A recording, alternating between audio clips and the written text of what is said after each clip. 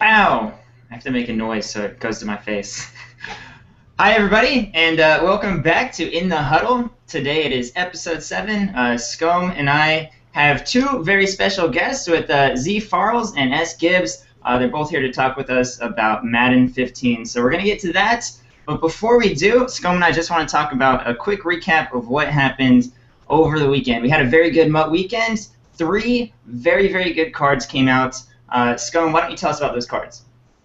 It was exciting. I was really excited. Obviously, we had the unlimited packs, unlimited legendaries, unlimited all-pros, and unlimited premiums.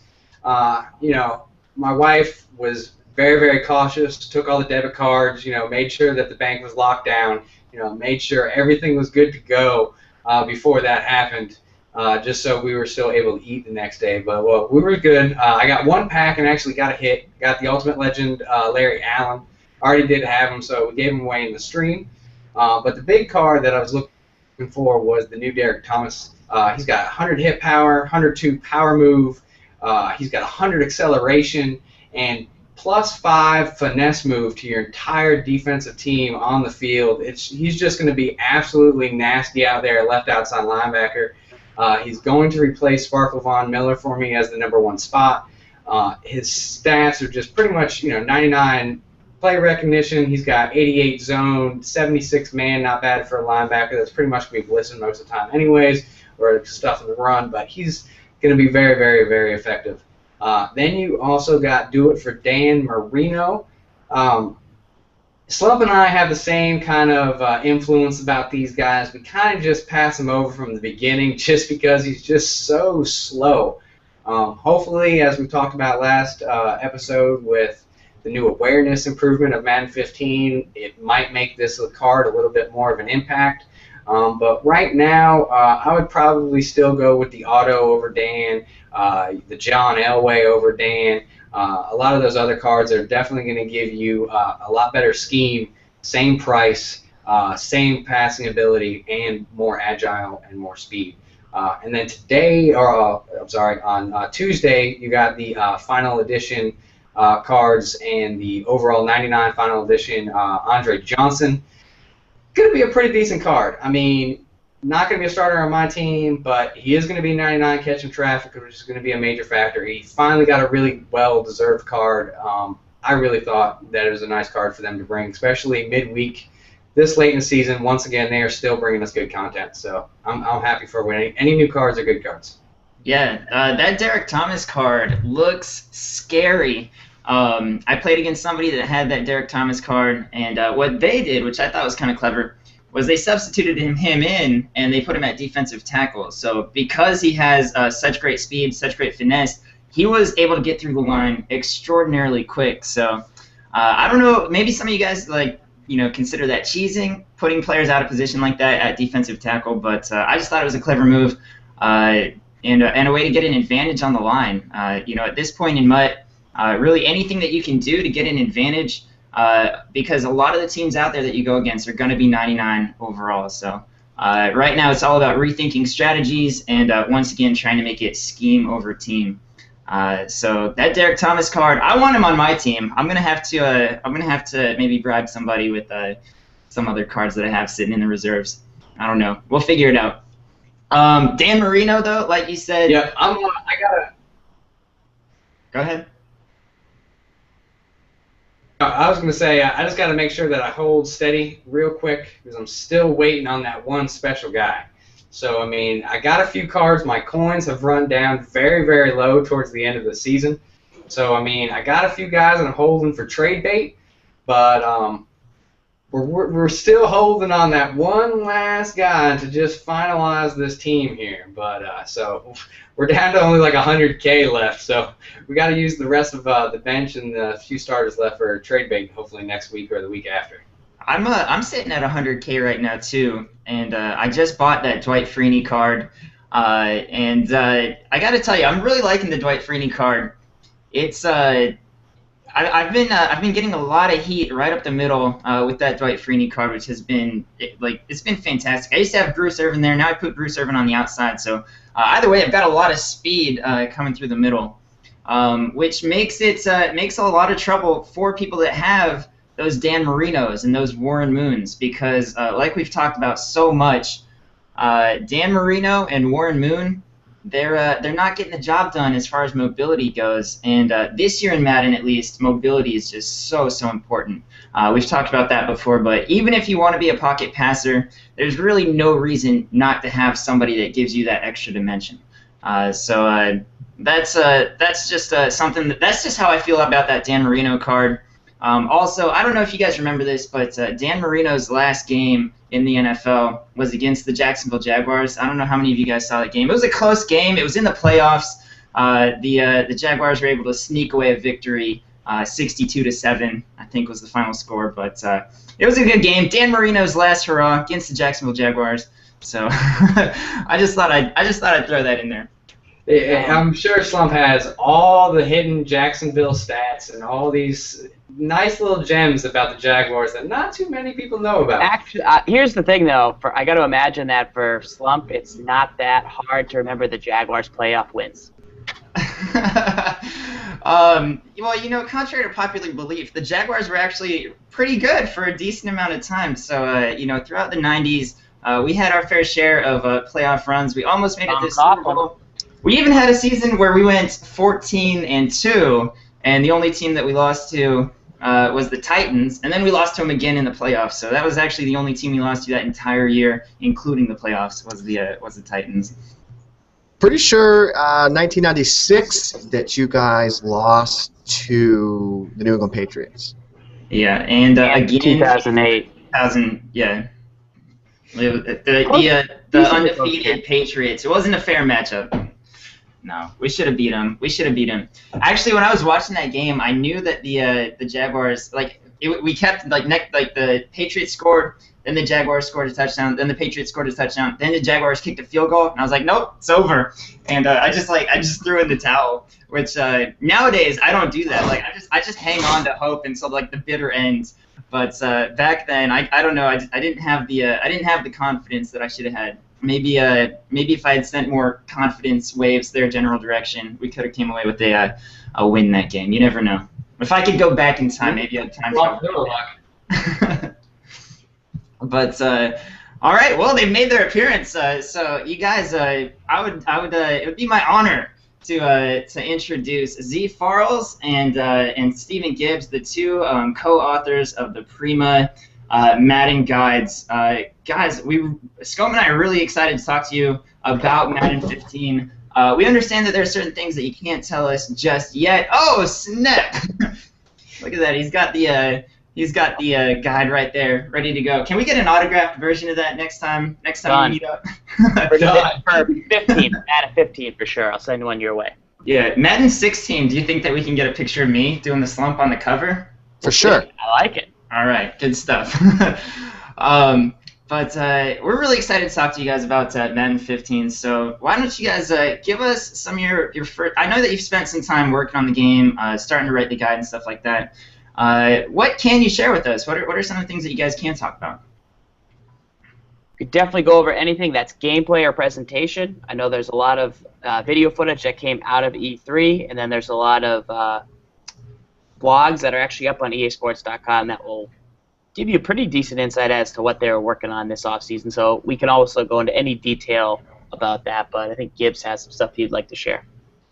Yeah, I would say probably it looks like I'm not showing up on the audio here. Yeah, you're showing up. I'm not showing up. No, opposite of that. We might have to edit this one out here. Is this weird? You guys are all showing up. You can show up. I can see you. Yeah. Oh, yeah, if you can all edit it out, that's fine. But yeah, it seems like everything's working. All right, it's not changing for us. It's weird on our end, right? Do you see me? I see you right now. I see you when I talk. Really?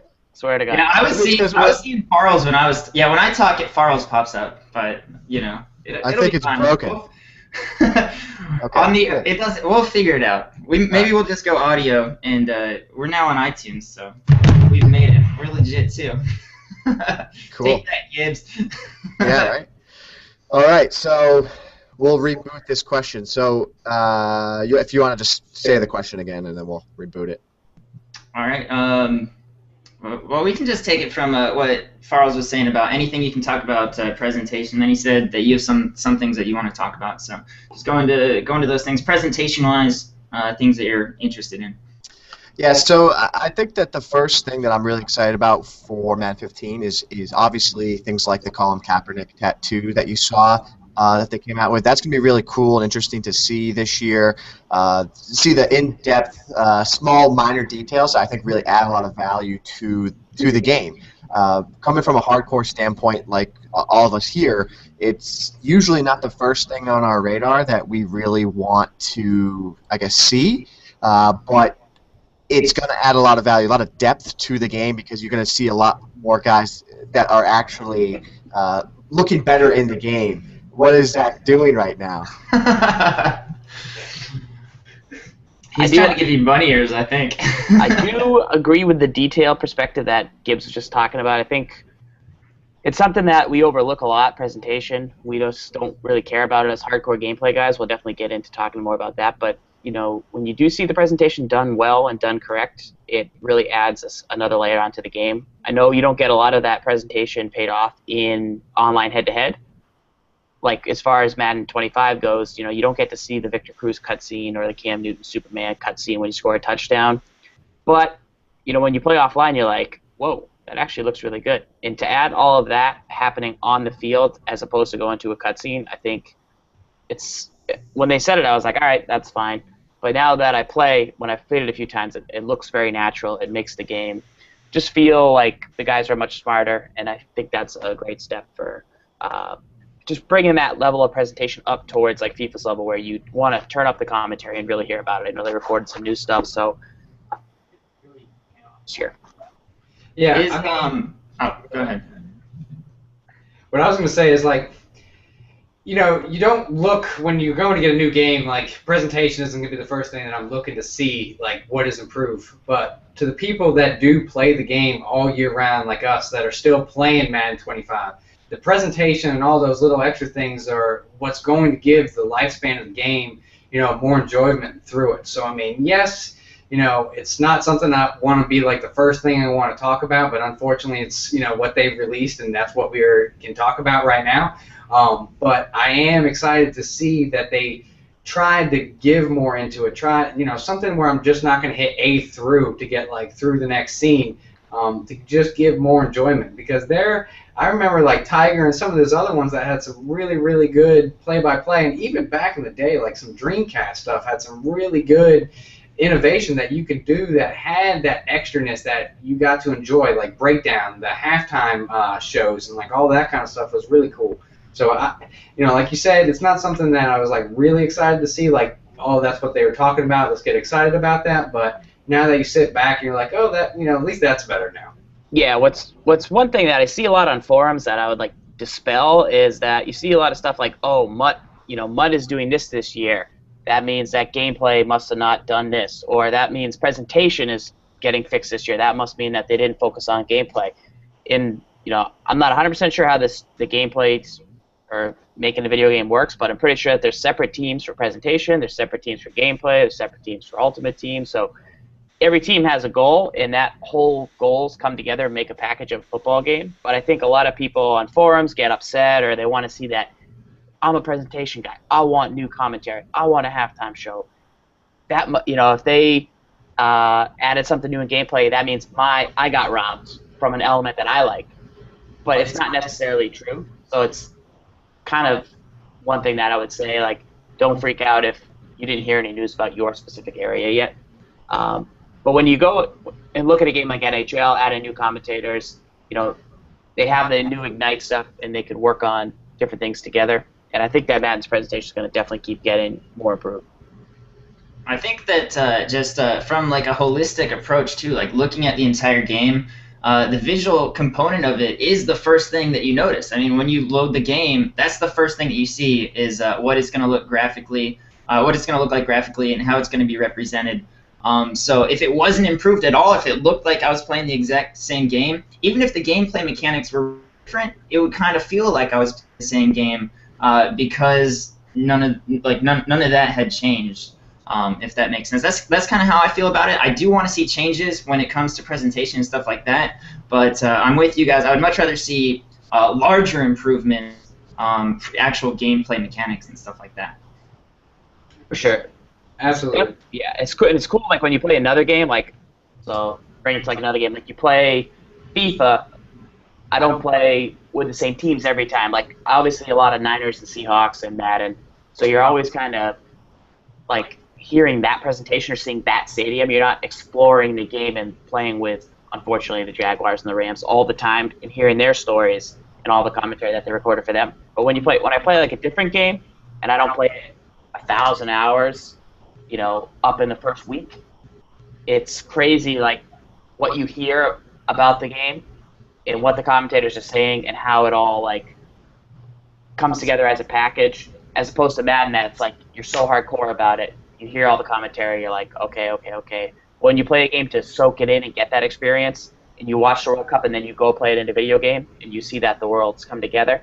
Like NCAA football, when you see that the screen wipes are the same as they are in the game, it's like, wow, this is super real. But Madden, you've suspended that disbelief because you just played it so darn much. Yeah, and it's interesting that you mentioned that there aren't a lot of people playing as teams outside of like the powerhouse teams, like the Seahawks and the 49ers. You see those a lot when you're playing online head-to-head mode. But with the way that MUT has kind of been taking the community by storm, do you think that they're going to try to introduce some of those visual elements into like online Madden Ultimate Team play? That way, like if you're wearing the Jaguars jerseys at the Jaguars Stadium, you might get some of those effects that maybe you won't see because you're kind of forced to play as those powerhouse teams if you want to stay competitive in the competitive online head-to-head market. Does that question make sense? Yeah, I think that they probably want to take it in that direction. Obviously, I don't really know, when they're going to get to it or when their plans are to get to that type of stuff. But I would imagine that their end goal is to make all modes to be the same, whether it's CFM or whether you're playing online or whether you're playing MUT. Make everything feel like one cohesive unit of game modes. And I know right now what we have, obviously, like Madden 25, like Zach was saying earlier, when you're playing Madden 25 online, you don't get to see all those cool cutscenes, and you don't get to see all that cool stuff that happens after the play and all the production value. So when you're playing online, you kind of lose a little bit of that depth or that immersion. So it kind of hurts that mode a little bit, but at the same time, it makes the game quicker. You get in and out of things quicker. You're not consistently, hit at A to try and go through something, because when you play 1,000 games online, you don't necessarily want to be sitting through all that type of stuff. So that's where it's kind of like a balance. Maybe it's not a good thing to have that stuff included in these other modes online. I mean, think of how many MUT games that you have played, Slump, since January, since you started your live stream. Imagine if you had to go through all that stuff and on a consistent basis. It might get a little stale for you at that point compared to a guy that maybe is only playing a 16-game CFM season, at home by himself against a computer. Yeah, I used to play in the older games when they had the chain gang come out and measure for first downs. That used to bother me so much. You'd have to watch it every time, and just based on the animation that came out, you could already tell whether or not it was a first down. Yeah. It's like on the first second of looking at it, you're like, I got a first down. Then you'd have to wait 7 seconds or something for them to finish the whole cutscene. That used to bother me so much. I will say, the first time that cutscene ever happened was, a similar cutscene to that was, we're playing on Twim, SGibs versus me. I throw a lob ball, Hakeem Nicks, corner of the end zone, 2 seconds left in the game. Catches it. They don't tell me. The ref cutscene comes in, and the ref comes into the end zone. And he goes, touchdown!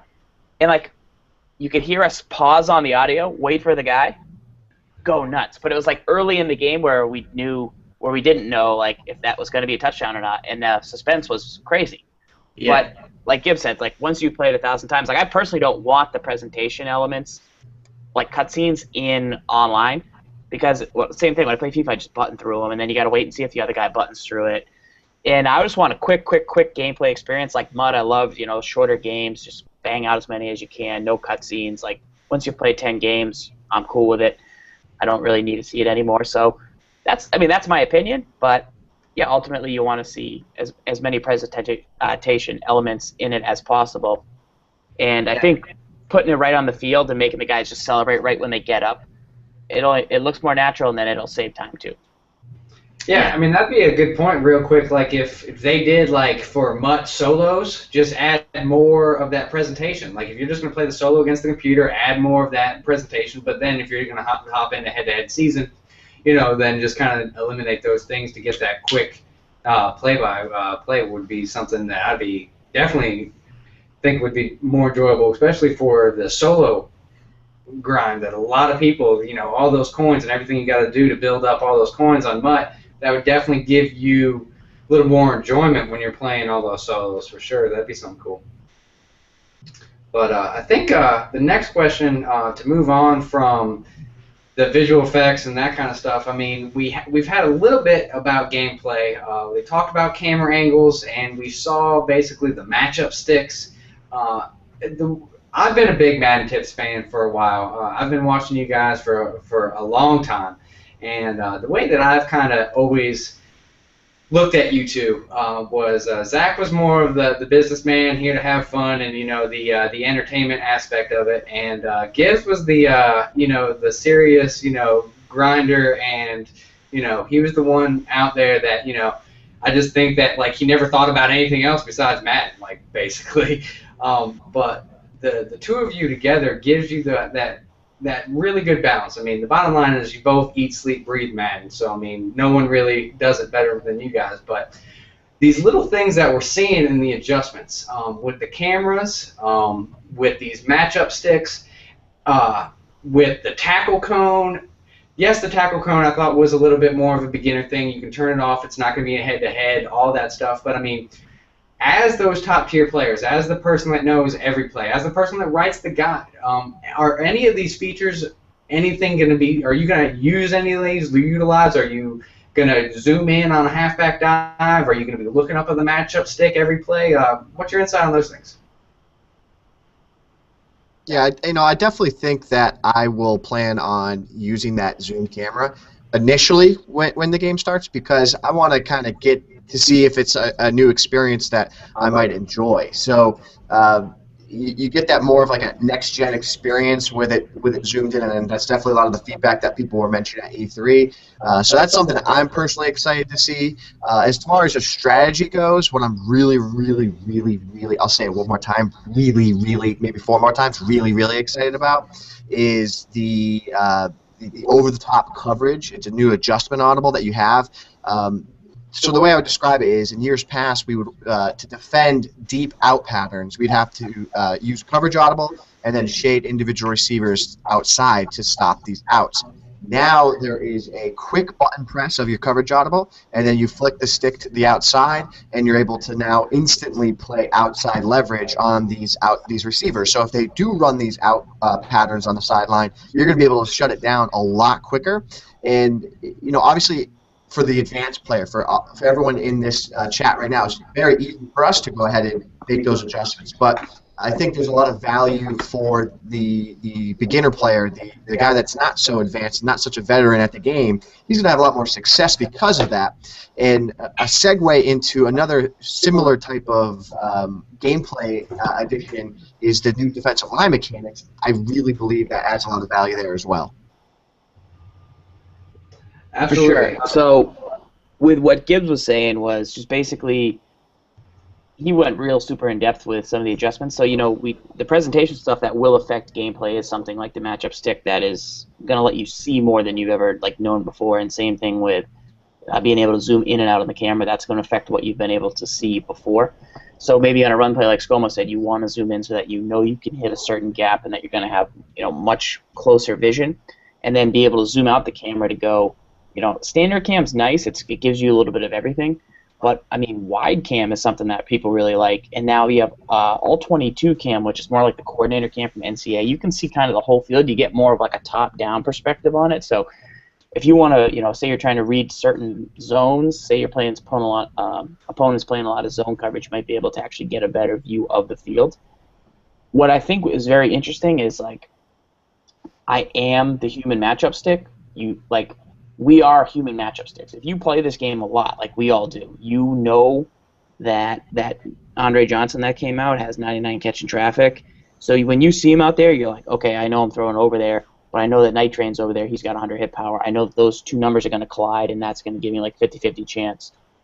And you know that like Trenton Holiday has 98 speed. If he's out wide against the Sherman, he could get beat deep, but you know if it's a guy like Alshon Jeffrey, he's probably not. You know he's 6'3".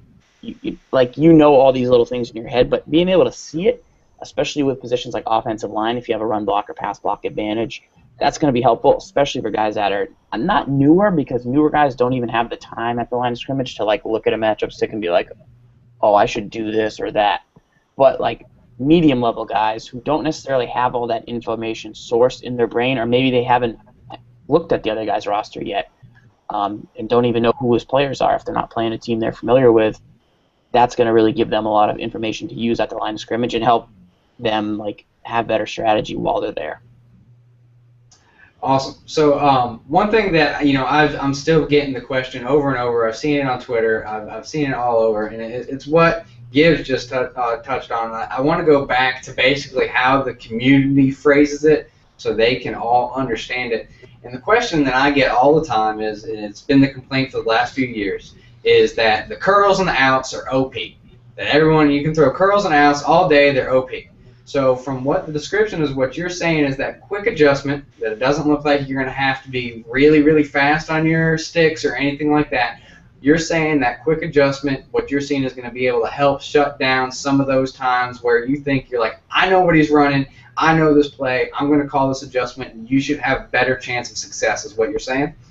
That is what I'm saying. I would say also though that it necessarily wasn't OP. It was OP because it was very difficult to actually make the adjustment. So you had to, make all those button presses, which was hard to do. But if you did do it, you did shut it down for the most part. So while it was overpowered, I believe it was overpowered because of the difficulty of learning like the steps to stop it. Whereas now it's just a button press and then flick the stick and boom, you're done. Where before it was coverage audible, button press, receiver icon, and then flick the stick. So it was like 4 actions. So now you minimize the number of actions that you have to take to get to your end result, and it's going to be a lot easier for people to have success stopping those OP routes and things that people like to go to. And also, like along those lines, it's like now if they know that you're going to throw an out, then you can throw an in if they're shading outs every single play because they're tired of it. Now you can shade an in and at least feel like that they knew what you were doing, and it was like you made an adjustment off of what they were doing, as opposed to like out routes are really hard to stop. It takes 2 zones to stop it. That's why they're overpowered. Like now it's just much easier, and it's going to create more of like a chess match style battle. Do you think that it's with the way that it's, competitions are going, both with online head-to-head and as well as with MUTs, do you think that these newer adjustments and things like the matchup stick, do you think that it's going to create more parity in the competition world, so that maybe people that weren't as top tier are going to be able to take it to that next level and compete with the people like Farls and Problem and Shugs, all of those top tier players? Or do you think that it's just going to make those top tier players, they might not need that stuff and they're just going to keep playing their are those types of strategies that those people have been using to be successful? Is it still going to be successful, or is it going to allow maybe some of those medium level players that you were talking about to make those quick adjustments to shut down the strategies that maybe people like Shugs and Problem have seen such great success with so far? Yeah. That's a great question, by the way. I personally don't think that it will really matter for that upper echelon player. When you're talking to guys like Problem, you're talking like people like Shugs and even Farls. What makes them all special Madden players is the fact that they're able to adjust, and it really isn't about the overpowered plays that they're running. It's their ability to recognize certain things in game and then adjust on the fly and be able to adapt to what's happening in the game. And that's really the biggest difference between someone that might be considered a average Madden player and someone that's considered an elite player. It's not about necessarily the team they're using. It's not about even the plays they're using. It's their ability to react on the fly and make the correct decisions at the correct times and make big plays. And that's really the main factor in what makes a really elite Madden player. I'll give an analogy that I like to use is if you watch the World Series of Poker, it's all about luck. Everything's so lucky, everybody's lucky, but why are the same poker players always at the final table every single year? Well, because it's really not about luck. It's about getting into good positions consistently over time, getting into good hands where you have good odds. Yeah, you're not going to win every hand where you have the advantage. You're not going to shut down on every 3rd and 17. You're not going to always get a stop. But if you're in more 3rd and longs, if you got your opponent in more 3rd and longs and more 3rd and shorts, you're going to have more consistency. And the reason that a guy like Problem's been around forever is because he gets himself in really good positions to play the game and put the pressure on his opponent. I will say though, the better that it is for players to make simple adjustments and shut down like the little things that are just annoying to slow down, like to have more tools for that medium level player, it's going to make it easier for them to get better, but still to go to that next level, you need to be able to practice. If a medium level guy is willing to put in the time, that's when you're going to see them peak. They're going to have some type of thing where they get confidence, and then they're going to continue to ride that confidence wave the rest of the way up. But hopefully those things do make it easier for them, but that is the reason that, like Gibbs mentioned, that you do see those guys winning consistently, even though it's like they're like lucky or they have cheap plays. I mean, rarely do you see a guy. I can think of a few guys that were really good at like one game. Like certain guys, they were really good at Madden 09 because it required you to run curls and fullback dives. So like anybody could be good at Madden 09. But a lot of those guys that were good at Madden 09 still good at Madden 10, still good at Madden 11. It's rare that you see like a guy who's really good at Madden 11 and then all of a sudden he's just not good anymore at 12. And if you do that, like that's not the stuff we want to teach you. We want to teach you stuff that's going to make you a successful player over the long term. Teach you how to think for yourself, how to, stop the run, not just with a play that's only going to be good for 1 year because it's OP.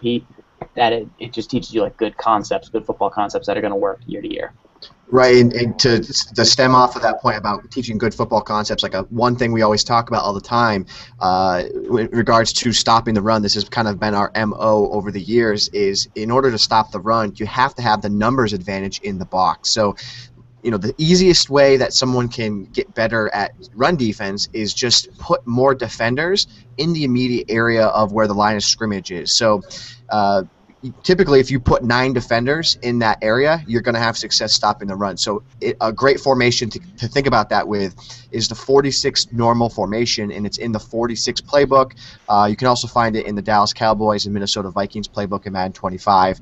That 46 normal, if you take the safety, bring them in the box, you're immediately going to have 9 defenders that are around the ball to be able to put you in a good position to stop the run. And that is something that doesn't change from Madden 09, Madden 10, Madden 55, it doesn't matter what it is, it's always going to be effective because stopping the run is the numbers game. It's mathematics. You weren't supposed to talk about Madden 55. I know, sorry. Madden 55, that's an NDA for that, but it doesn't matter what game it is. That's just pure fundamental football. That's just pure numbers, mathematics, and that's kind of what we want to teach the community in general. Yeah, and that's one thing that I love about the Prima Guides is that the strategies that you guys are teaching is you're not teaching everybody, the plays that won the championship. You're not teaching everybody just run buck sweep 100% of the time and you'll win 75% of your games. You're taking real life strategies, things that you learn on Football Sunday, and you're incorporating or you're teaching people how they can use those same smart coaching tips and put it into Madden. So you're teaching them. Like, first off, what adjustment is going to stop if somebody's running all over you, and then you're teaching them how to do it. And that's something that I've always admired about the Prima Guides, and how you don't get caught up in, like, the year-to-year, the buzz plays. You get caught up with just continually teaching people good football skills and good mechanics. So that's one thing that I really like about the Prima Guide. And I'm excited about, the Madden Guide for 15. I'm definitely gonna have my hands on a copy, and you'll be able to see me on stream. Like I'll be like, okay, what do I do? This guy's running all over me, and then I'll be like, oh yeah, I'll just bring 9 into the box here and shut down this run, and then we'll figure out what to do once he catches me over the top. One thing we like to do is make sure that anything that we don't like to face or we think is overpowered, it's something that gets some focus in the offseason. That's one small thing we can do as game changers is go to our site and get feedback from people, go to the Muck community, get feedback from them, and provide that feedback. So, hey, Buck Sweep seems like it's overpowered. It's it's commonly run online. We try and teach people how to stop it and counter it during the season, and then after the season, try and get them, whatever's causing that play to be considered overpowered, focus on that and get them to fix that up for the upcoming season. So, I could sit there and run Buck Sweep, and it's an effective play. But at the end of the day, you saw a guy like Tweezy, who's known for running the Buck Sweep, win the game with pretty much a punt return. And, everything can be shut down. There's just really nothing that, at this area of a Madden game, that can't be at least slowed down to a reasonable point. So that's part of what makes the game fun to play is like, okay, I know what's coming. I got to lock it up. And then you kind of get that reward feeling for shutting it down. Yeah, and then once you learn those tips on how to shut down a play, for example, the Buck Sweep, once you know how to shut it down, you love it when people run the Buck Sweep against you. You're like, yes, I know exactly what this guy's doing, and I know how to shut it down. I can stop it, and then it's like an easy win. A lot of times if they don't have those adjustments, but like you were talking about with Tweezy, and what we were talking about earlier with those upper tier players, is that they're going to have the adjustments. So Tweezy, known for running the Buck Sweep, a lot of people call him a cheeser because of it. Guess what? His Buck Sweep gets shut down by the Beavers, and he has to make adjustments and figure out how to win games other ways. So that's what it's all about. That pass he was throwing like a streak inside left pass. Tender. I mean, that's all touch. That's all feel. That's 100 reps before you go to bed every night. That's not easy. That's something that middle guy that Scom was talking about that wants to get there is not doing that Tweezy's doing. He's throwing those 100 routes. He's hanging out in streams. Every time I go into a stream, freaking Tweezy's in there. Yeah, he's probably just like looking at good plays, finding them, stealing him, borrowing them for his playbook. So I love to see that, this guy's actually really good because he's in all these streams all the time. He's always playing butt, as opposed to somebody that just, I'll go to that tournament, and then when they lose, they're like, oh, games, it's stupid. It's stupid. That guy Twee's not even good. No, he's pretty good. Yeah, that's why he's on a 207-game win streak. It's not a fluke.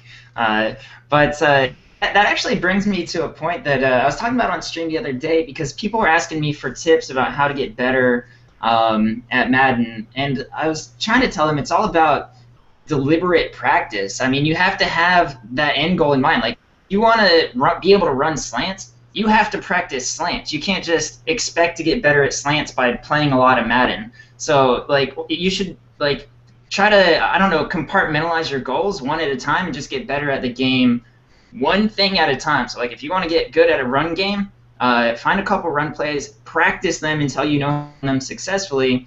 Then maybe once you've had the 1,000 reps on that run play, run the slants and learn how to run the slants and do 500 reps on slants. And that's how you're going to improve, because then all of a sudden you can run plays, you can run slants, then you can add a deep pass, practice the deep pass, see what it works against and what it doesn't, learn those adjustments. I really think that if you want to become one of the top tier players, having deliberate practice about having an end goal, what do I want to be able to do, and then practicing it until you have it mastered, I think is huge. What you said is people are probably looking at you if you just say run slants 100 times, it really doesn't take that long to go into practice mode, pick the play quick slants, pick a random play on defense with 2 controllers, and hike the ball 100 times. It probably takes 10 minutes to get 100 slants run. People overestimate how easy it is or how hard it would be to practice. Super easy. Just call quick slants, learn the timing, try and read defenses. It doesn't take a lot of time. I know I just didn't want you scare people away by thinking 500 times, he must be a maniac. I don't have all day to play. It's it doesn't really take that long to get pretty good. I say 100 reps before bed every night, and that's really a pretty good way to stay on your path. How come I'm in practice mode 10 hours a day then? 10 hours a day. Sometimes it's like that. Back there. I see it hanging up behind you. Yeah, when the game comes out, that's usually how long I'm in practice. One thing I think that's really cool about the deliberate practice that you had mentioned, Slump, is that's actually something I do specifically. Usually in the beginning part of the year, what I'll do is I'll get into games with people, and I'll just tell them I'll say I'm going to run one play only all game. And whether it's like an I-form halfback stretch or one certain type of pass, is because I want to just see what happens over a course of an entire game and how I have to kind of like adapt and change the play to make it successful against specific defenses. And from there, you then learn how to kind of alter the play, make adjustments to the play to have it be successful against those different defenses that you see, so that when you do get in a situation where you're actually playing a game that might mean something to you, you then now are able to better adjust and adapt to what's happening to you rather than just kind of like freezing and not knowing what to do because you've never really practiced, never been in that situation before. So I think that's a great way to go about doing it, is if you go into a game, have the mindset, I'm going to only run this one play, get in a game with a buddy or a friend or play an unranked game online and have that mindset, because what it does is it mimics like playing almost like 100 different types of games with that play, because you create so many more individual situations where you have to adapt with that one play. Yeah, and it'll also kind of improve or increase your confidence. The more plays that you do it with, the more plays you're going to have as muscle memory just in the back of your head that you can call on in any given situation. So when you get into games online and you're in maybe like the fourth quarter and you have to drive down the field, you're not worried about it and you're like, oh, I have to find a new play that I hope is going to work against this. You're like, I know exactly what plays are going to be able to get me down the field as fast as possible based on what I've seen from this guy's defense so far. Because I went against it, because I ran that slant 100 times in practice, I now have the confidence that I'll be able to make it work in this game.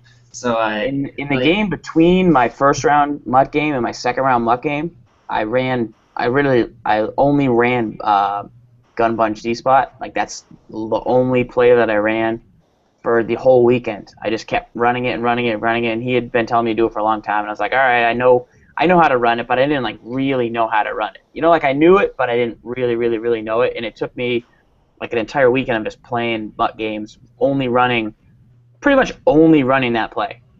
95% of my play calls were that play, and learning how to mix it up. If they take away this, do I go here? How to audible or how to hot route out of it? And I ended up winning the second round game basically on the back of that play, big 3rd and 7s converting, and that was really, really big. But yeah, it's getting those reps in. And the other thing is, like, don't try and make something a thing.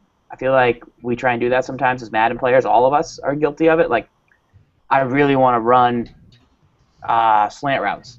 And if slant routes just aren't that good in the game for one reason or another, like if you've run them 100 times and they're just not really working, don't try and make it a thing. The Saints playbook always has like some really cool plays, like tight end screens, like PA tight end screen. I'm always like, I want this tight end screen to be just this like secret awesome play that nobody else knows about, and it's so cool to run, but like it doesn't really work that well.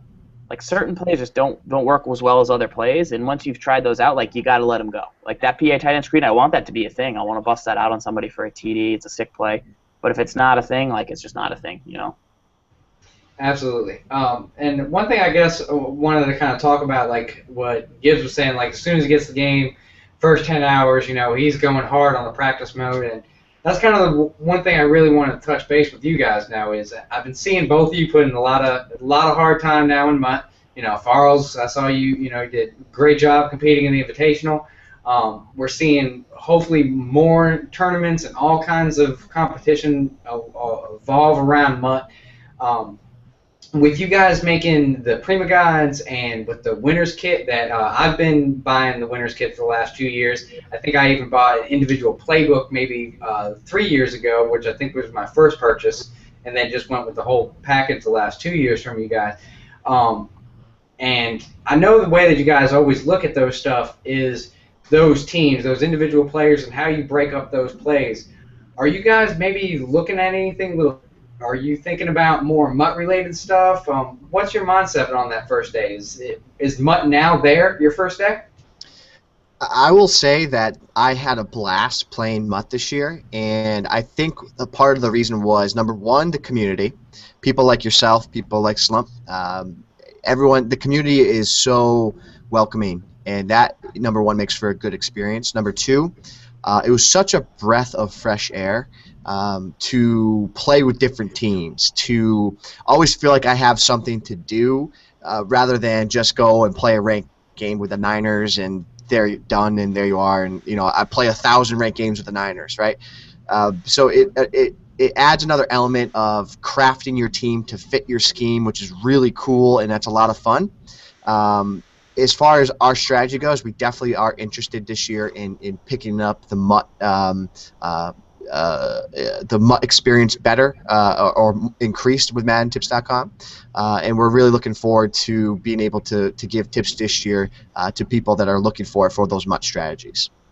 Because I know one thing that I would like to see is like when I go with when I get like those guides and stuff like that, the way like you break down, you're like, this playbook would be really effective with like this team, instead of like maybe generalizing those things, like I would love to see like as like maybe go about the stats. Like for this playbook, you really want to look for a linebacker that has really good finesse moves because we're going to be running this play with him. Or you really want to try to have good press coverage with your DBs because we're going to be running bump and run coverage a lot. I think that would be a really, really cool aspect, especially for all the MUT players out there, to be able to take all that top-level information that is there for all tournament stuff and be able to generalize it within MUT. And, I mean, that would be something I'd be really excited to see for sure. Definitely. It's been great to have, the ability to give people tips. Like people are always like, why do you do more MUT tips now? We don't like MUT. It's like, guys, you're getting gameplay tips, whether or not you need to know how to stop the outside run in head-to-head or if you need to know how to stop the outside run in MUT, the principles are going to be the same. But definitely agree with you, like making sure to apply the playbook stuff. So, hey, this guide is for the San Francisco 49ers playbook. You can use it with any team, but you're going to have the most success if you use a quarterback with 85 speed, a halfback with 90 truck. That way they can go in on their shopping list and have, okay, I'm going to excel if I put these guys in the right positions. Because that's really what our guides are about, are not just giving you the setups to win, but letting you know why we're putting those guys in those positions. Like, why do you need to have a defensive tackle with certain block shed rating at this spot? Well, because he holds up all these little intricacies that we're figuring out during all these practice modes, all these sessions, like all these little details that we do.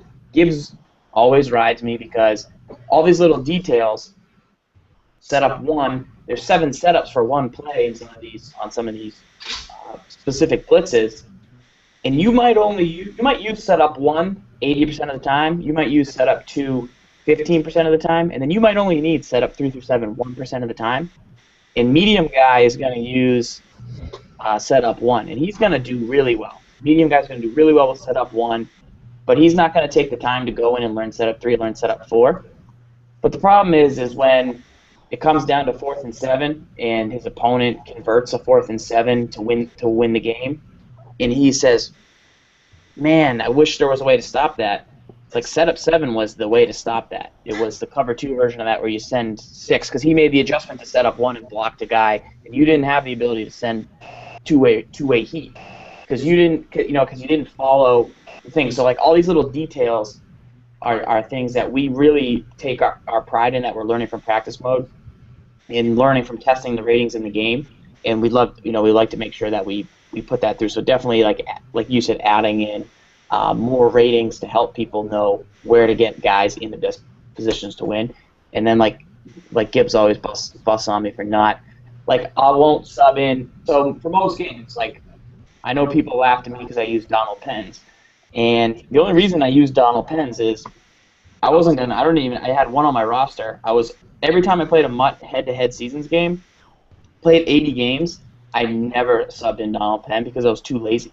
Like, I didn't want to take the time to press RB in my buck sweep formation and sub in Donald Penn. Yeah, I'm sure Greg Olsen will hold up fine out there. Like, not worth my time. And then I got a turnover in the first, and then I saw that my opponent had 3 Donald Penns, so I'm like, whatever, I guess I need 3 Donald Penns. I don't know, why not? And then as soon as I got that turnover and this game was serious, Now all of a sudden I'm going to take all the extra steps to win because the game was like serious. But you need to have that type of preparation like all the time so that you're used to it in those situations. That's kind of my opinion on that. Like all these little details, 90% of the time they don't matter, and I'm like, Gibbs, you're cuckoo. But when they come in and Donald Penn steals a block because you took the extra time, went the extra step, it pays off. It's so worth it. It's so worth it, and that's like what he said. Going from a medium level guy, you can be pretty good. But getting to that like upper echelon it's all these little details. And you're welcome, Files. You're welcome for that. There's one comment here I would like to touch on that basis right there with all these formations. I know your guys' guides, and I've been using a lot of the playbooks, and I mean I've been playing them for so long. I mean I use it like the way I describe it is I definitely use you guys as a base, and then try to just mod my own play style off of the guide that you guys give me. That way I still enjoy the game. I'm not just doing everything that you guys tell me. Did you lose sound? I can't hear him. Huh? I can't hear you. I lost you for the last part of the question. Yeah. We Okay. did. All right, let me have that back. We'll start that back over here again. The with all the setups on defense and going through the adjustments, the one thing that really gets me when I'm like going through, and you see a lot of people that get on me all the time on stream, and maybe you will have a tip for me to this. I get a lot of feedback for people that jump into my stream every once in a while, and they're like, he uses the defensive tackle a lot on defense. Like, he doesn't know what he's doing. The reason why I'm on using defensive tackle is because I'm trying to get the 9th adjustment in real quick that Gibbs told me to do. I can't click the buttons fast enough, and now I'm trying to make the adjustment after the guy's already hiked the ball, and there I am on the defensive tackle.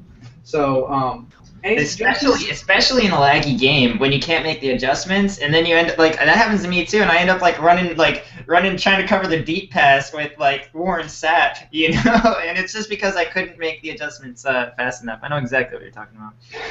The struggle is real. Yeah, no, that's a real thing, and that definitely can happen. I personally think that the downfall for a lot of people when it comes to adjustments is that I personally don't think they go into practice mode. And maybe that's not true for you, but I think a lot of people will just look at the guide or they'll look at the tips and then they'll just jump into game and think that, I'll just do the adjustment while I'm in game. It doesn't really work that way. You really need to go into practice mode and just sit there, and it has to be muscle memory. Like no joke, you should be able to go to Denny's in the middle of the night and just be able to have your controller with you and just rattle off your setups. Like, you should be able to just do it and sleep without knowing. And that's how the best players. That's why they adjust the best, because they're not thinking about the adjustments they have to make. They're just doing it. They're just reacting in muscle memory, and they're just going. All their energy is spent on what is my opponent doing, and they're thinking 3 plays ahead. They're not focusing on, crash the line, crash it down, spread the linebackers, spy, blitz, coverage audible, shade out, cushion coverage, go. They're not thinking that. They're just thinking what their opponent's doing, and then muscle memory takes over for the adjustments. I will say, you do have to adjust if your opponent is like trying to not let you set up adjustments, and you are. Like, one thing Gibbs does well is he knows what adjustments are pertinent to the play being a success. So what he always says is, like, if you are going to set up a run defense, like Trio Sky, that's my favorite run D, right? So if I baseline coming out of the huddle, I crash down, crash up. That takes 1 second, and I don't even need to see the screen to get it done. So that's, like, huge. But to make that play even better, that detail stuff we talk about is I want to get down on the D lineman and put him in a contain. So then I need to see the screen, and that's what takes the bulk of my time. But also, the D tackle on the quarterback spy, you always forget that one. I don't ever do that. Yeah, but I forget that one too all the time. That's the detail. That's the detail I'm talking about. Dude, that makes so hard to get that one in. But it's like, so Guys, it's not that hard. So those two. No, but I would agree. I would say that's hard, Scomo. So I would agree with you. I'm gonna agree with you and say, yeah, if you get stuck in the D tackle like more than once, then correct. Just make the contain, because the contain's what really makes the play work. This QB spy is nice. It's extra. It's not necessary. So if you can get to contain and get back to your linebackers, great. And then all of a sudden, if he's not snapping it right away, and then you got time to move a linebacker or do something else. But, I mean, those 4 things are easy, but if you want to man up that D tackle on a tight end, if you want to spy that D tackle, like those are later in the game. Like, and those are, like you said, like you take the base of what we give you. Well, he's hitting me to the flat now. Okay, drop a flat. Like, your brain will come up and learn those things. But what's interesting is, like, whenever he's teaching me a blitz, I'm like, crash, spot. Like, I can't even do it until 3 days later when I've practiced it. Like, he'll tell me a really good play. I'll try and, like, I'll get texted a phone. I'll get texted a setup, like, just on the best blitz at, like, 2 in the morning, and I'm like, what? I don't, like, this doesn't even work. And then I'll come in and it'll be like until like the nickel strong stuff is fantastic, but I got texted that at like 2 in the morning one night, and I'm like, I'll try this on my next game, and I'm like, bait linebackers? Wait, which kind do I blitz? I don't like. Gibbs was at Denny's with a controller when he thought of that blitz. You know, just imagining the game. Exactly. And he's like, I got a text. Really factors.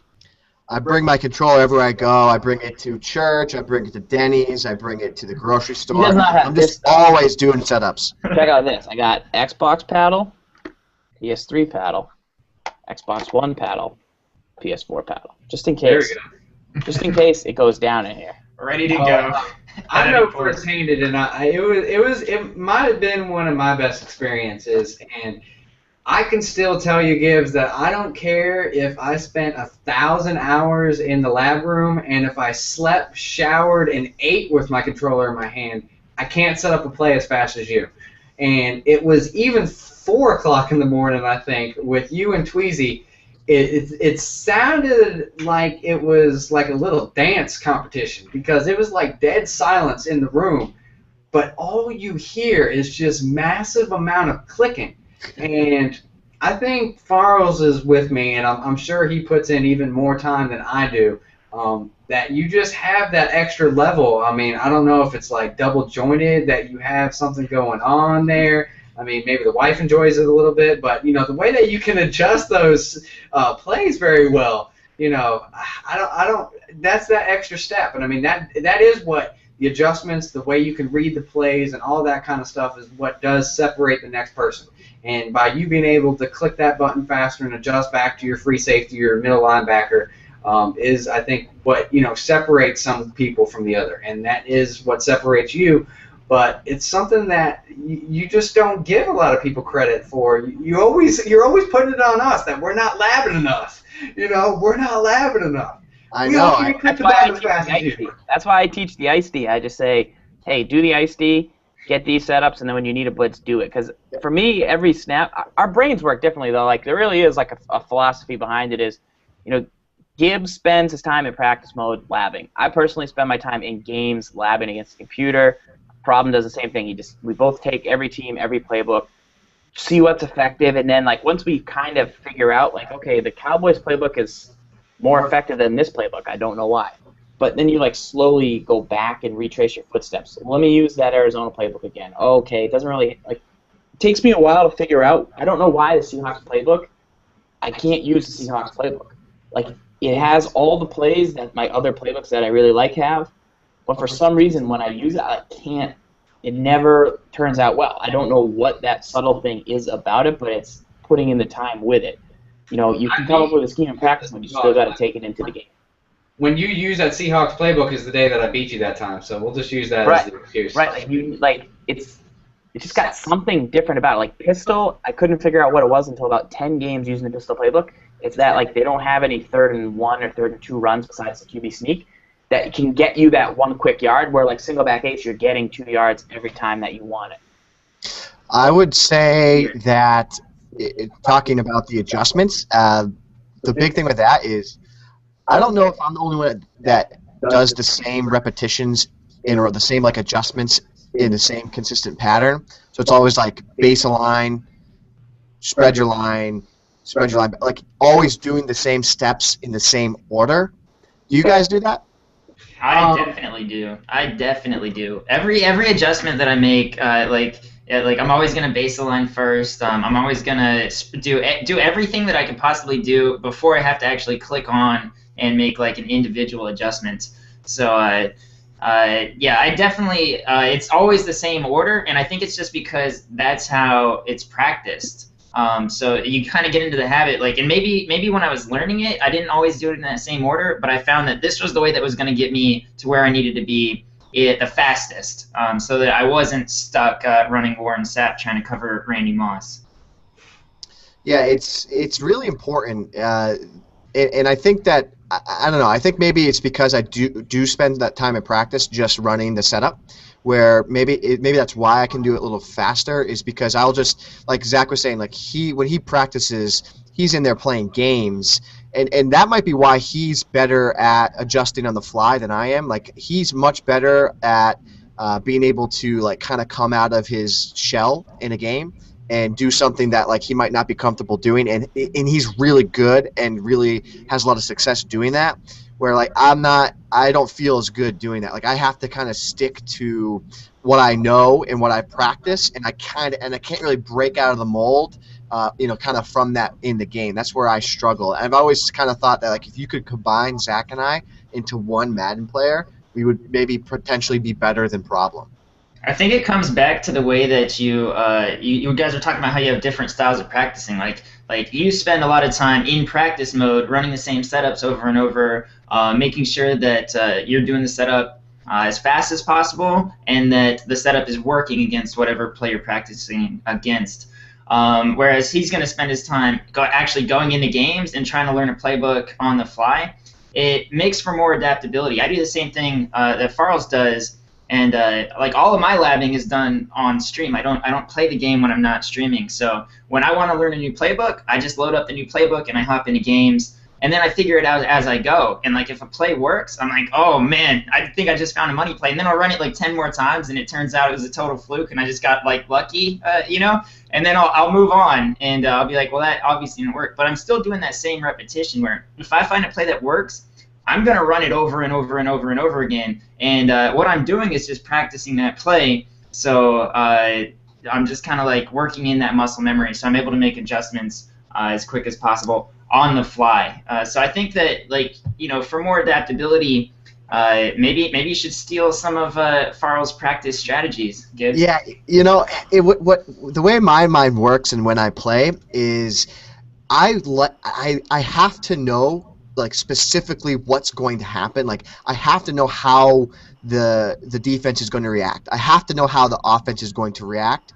when I do something. So if I were to run a specific route combination, or if I run a specific blitz, I want to know exactly what the outcome is going to be. Like if the defense is in a cover 2, so I know what to expect when I run that route combination. And if I read cover 2, I know like 95% like confidence, like this is what's going to happen when I do that, and that's how I base what plays I call, when I call them, what situations, because I know for the most part, like I know the percentage wise, like this is going to work against this because I've spent that much time practicing it in practice mode in the lab.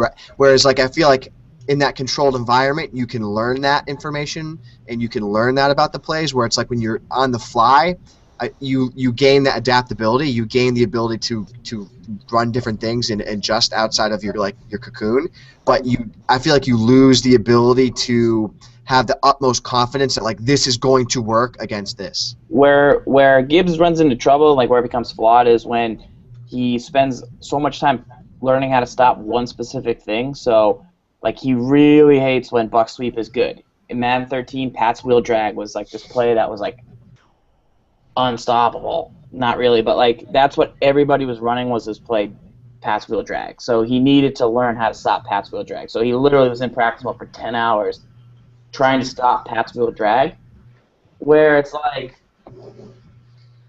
he'd call, and he's not even trying to stop it. He's trying to stop it like based off of whatever play he really likes to run in the first place. So say he really liked to run like a cover 3 that season. He'd be like, all right, well, I got to man up the wheel like I got to man up the wheel on the left. I can use the one on the right. If I drop a hook by this guy, and then all of a sudden, like when you look at his play, by the time he's done with it, it's not even close to cover 3. It's like you just made man under. Why don't you just try calling 2-man under? Why don't you try switching it up and getting out of your comfort zone? Like you're a maniac. Like it's like, dude, you just literally spent 10 hours telling me how to stop Pass Wheel Drag, and like when you're explaining to me, it's like you're writing down the recipe to like build a rocket ship. Like you're creating this like super Frankenstein play where you're better off just being like, oh, if I call quarters 2-man under, that actually just kind of stops it. But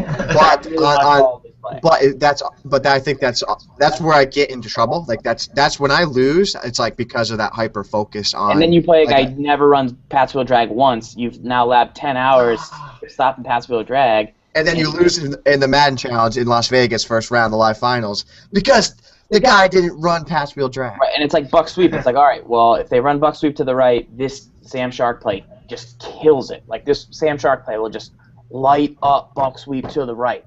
And then it's like the guy comes out, flips it, and you're like, uh-oh, really weak left.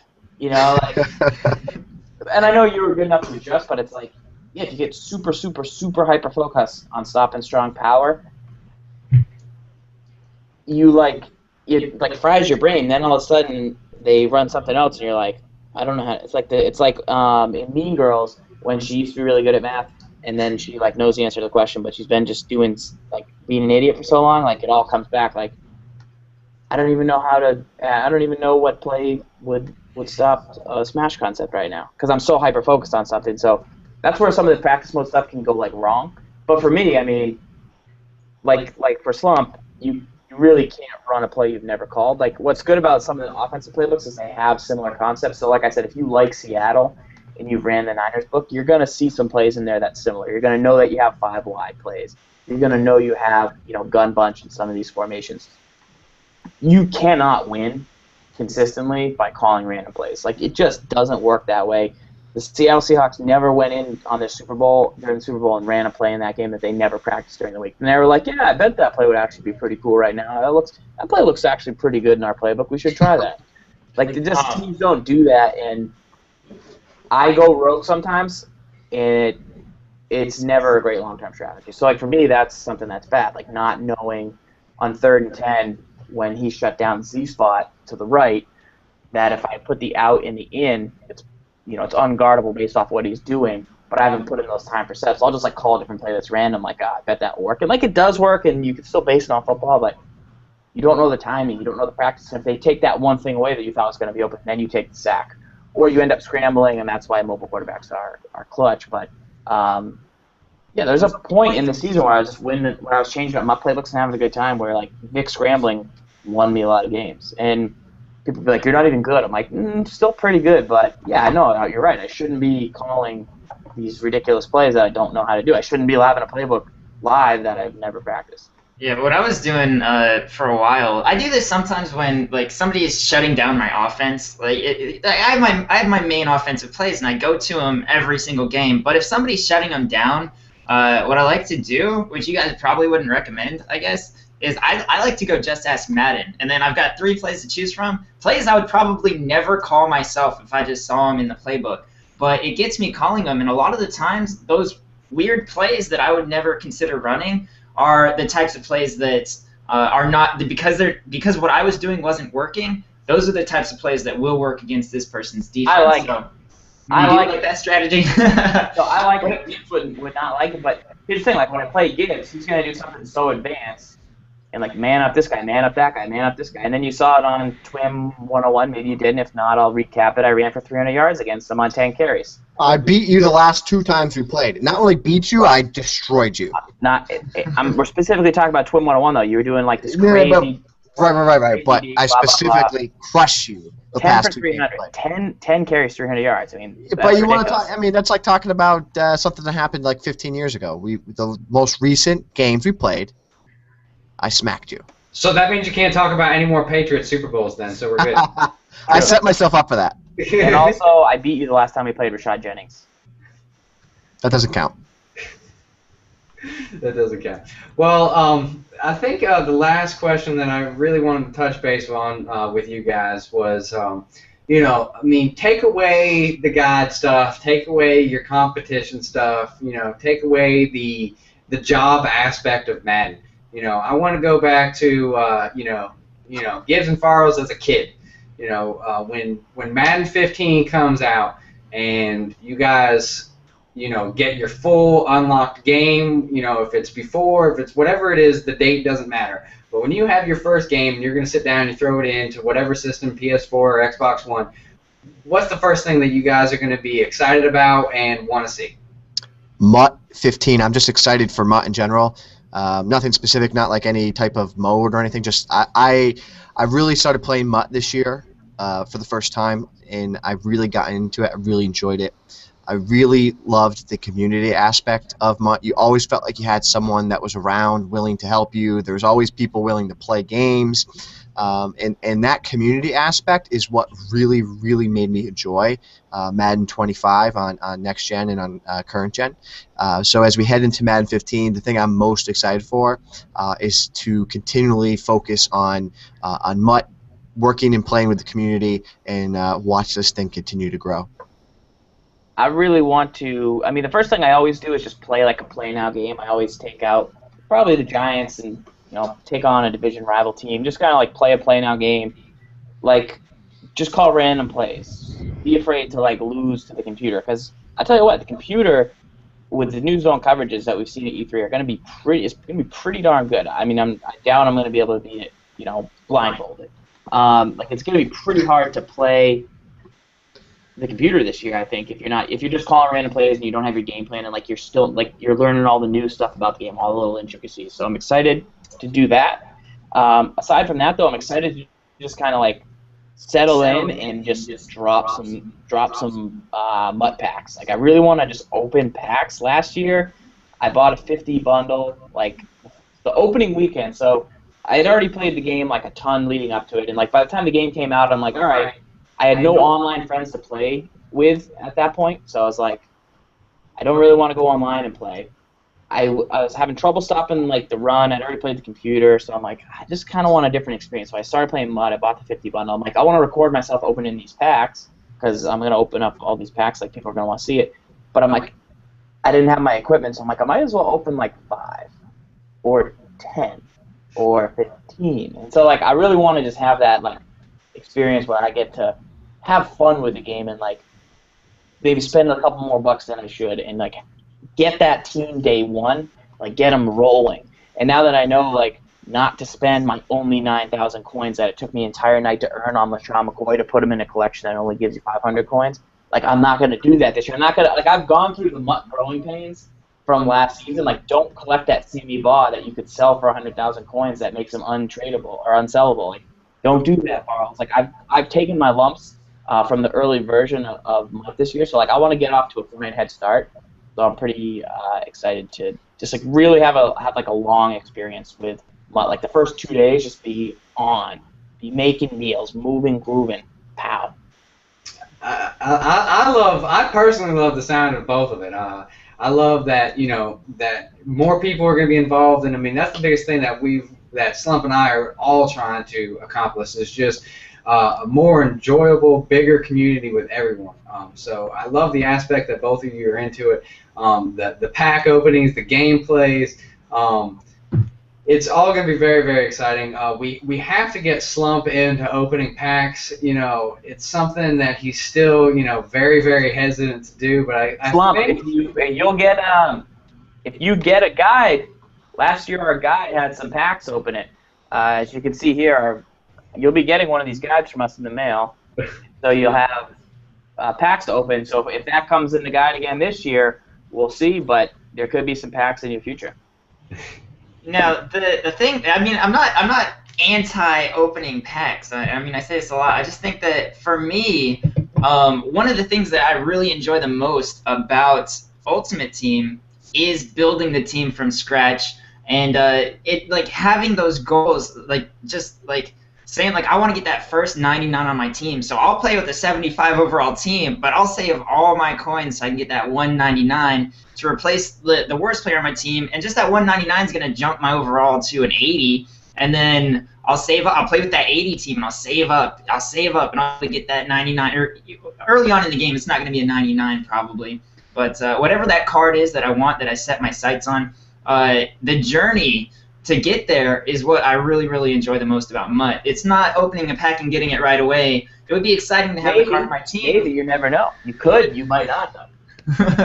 Yeah, and that's another thing though, because like those coins, like if I open the pack and I don't get the card, and then I have to start my journey over, you know, and it's not. It's one of those things where like for some people they love opening presents, and opening packs is kind of like, am I going to get what I want, you know? And when they get it, they're super excited about it. For me, the satisfaction of having earned it via head-to-head games or saving coins or you know, basically just doing it the hard way, that sense of satisfaction that I get from finally getting the card that I want on my team is huge. And that was what made MUT so exciting for me when I first started playing it this year. Towards the end of the year, I started getting impatient, and people were like, "Hey, I'll give you this card." I'm like, "Yes, hook me up!" You know. So I do have a lot of card donations on my team now. But when I was on the 360, I mean, I built my team to a 99 overall with no coin and card donations at all, without opening packs, only playing online head-to-head games. And it's a slow process, but for me, it's a fun process.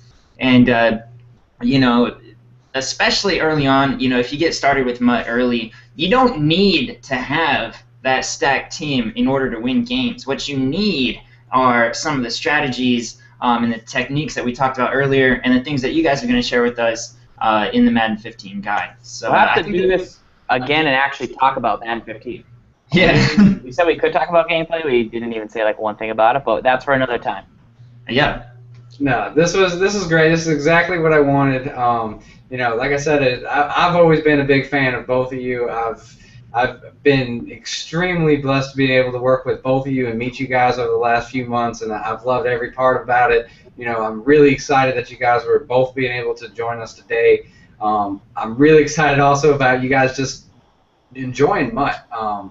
I know how much time and energy you guys put into the game, and I know if you just put a small amount of that into MUT, that you guys are both going to be pretty dangerous out there. And I would like to see if maybe Farls can keep up with my team next year. You know, see if you can keep that pace with me. I like went away for Halloween for like a week, and when I came back from Halloween, I was like, I don't know what to do. I was like, I can't. I'm done. And then once I reinvigorated myself on Xbox One, but it was like too late. Thank you guys so much for coming on the show. We really enjoyed having you. Obviously, there's a lot more that we want to talk about that we can't really cram into one podcast session. So hopefully we'll be able to get you guys back on the show sometime and be able to continue this conversation. We'll do guide giveaways for some of your listeners, definitely around the launch of Madden. Count us in for that. Awesome. Sounds awesome. Thank you. That's great. Yeah, and as they maybe release some more info and stuff like that, you know, as some stuff comes out and you guys are really excited about something, if you guys have some time, we would definitely love to be able to get more insight. I'm sure everyone else would, as the time gets closer and more information, hopefully a little more detailed our conversations can be. But we do appreciate your time and everything that you do for us and the community, and all the time and energy that you guys put into the guides. I know for me, I wouldn't be sitting here in this chair without everything that you guys have pretty much have done, from teaching me how to play the game to how to interact with the community. So thank you. Won that chair in a bet from a Madden game? Jokester Falls. Absolutely. You literally wouldn't be able to sit in it if we didn't teach him how to play Madden. He would have never won that chair in a bet. Yes, absolutely. Absolutely.